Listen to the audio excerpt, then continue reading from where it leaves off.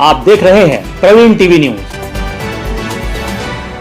मध्य प्रदेश के चर्चित nursing college फर्जीवाड़े मामले में हाईकोर्ट ने नर्सिंग काउंसिलिंग की चेयरमैन डॉक्टर जितेंद्र शुक्ला और रजिस्ट्रार अनीता चांद को तत्काल हटाने के आदेश दिए हैं। कोर्ट ने कहा कि जब मामला हाईकोर्ट की मॉनिटरिंग और सीबीआई जांच में है, ऐसी परिस्थितियों में गड़बड़ी में लिप्त अफसरों को कैसे जिम्मेदारी दी जा सकती है। यह प्रमुख पदों पर बैठकर साक्ष्य प्रभावित कर सकते हैं।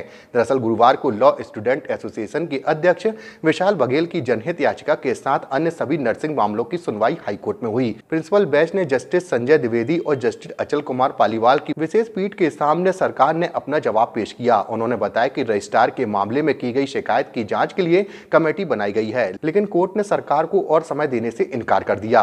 माननीय उच्च न्यायालय का जो नर्सिंग मामले का आदेश आया है, उसमें हमने जो आवेदन पेश किया था वर्तमान रजिस्ट्रार नर्सिंग काउंसिल की श्रीमती अनीता चांद, उनको हटाने की हमने मांग की थी, क्योंकि सत्र 2021-22 की मान्यता के समय जब वो इंस्पेक्टर थी तो अपात्र कॉलेज को मान्यता उनके द्वारा सुटेबल दर्शाती हुई दिलाई गई थी। बाद में हमने हाईकोर्ट के संज्ञान में ये बात लाई थी, तो उस कॉलेज की मान्यता जांच के बाद समाप्त की गई थी।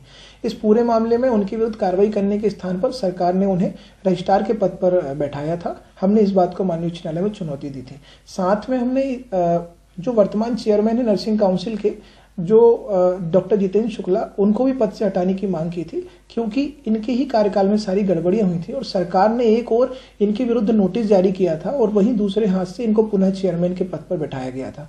इन दोनों मामलों में आज हाईकोर्ट का आदेश आया है। माननीय उच्च न्यायालय ने इस बात को बहुत गंभीरता से लिए है कि चूंकि माननीय उच्च न्यायालय की मॉनिटरिंग में सारी जांच चल रही थी और सीबीआई जैसी एजेंसी इस मामले की कड़ाई से जांच कर रही है, इन परिस्थितियों में जिन अधिकारियों के कार्यकाल में गड़बड़ियां हुई या फिर जिनके विरुद्ध आरोप हैं, वो इस जांच को प्रभावित करने के लिए और उनके विरुद्ध उपलब्ध साक्ष्यों को प्रभावित करने के लिए किसी भी हद तक जा सकते हैं। इसलिए उनका उन पदों पर बने रहना सही नहीं होगा और माननीय उच्च न्यायालय ने इन दोनों अधिकारियों को तत्काल पद से हटाने के निर्देश दिए हैं। साथ ही प्रमुख सचिव लोक स्वास्थ्य एवं चिकित्सा शिक्षा को ये कार्रवाई करके माननीय उच्च न्यायालय में कंप्लायंस रिपोर्ट दाखिल करनी होगी और इस पूरे मामले का संज्ञान लेने के लिए माननीय उच्च न्यायालय ने चीफ सेक्रेटरी को भी कहा है।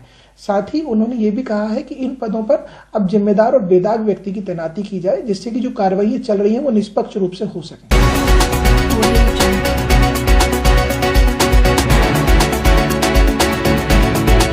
आप देख रहे हैं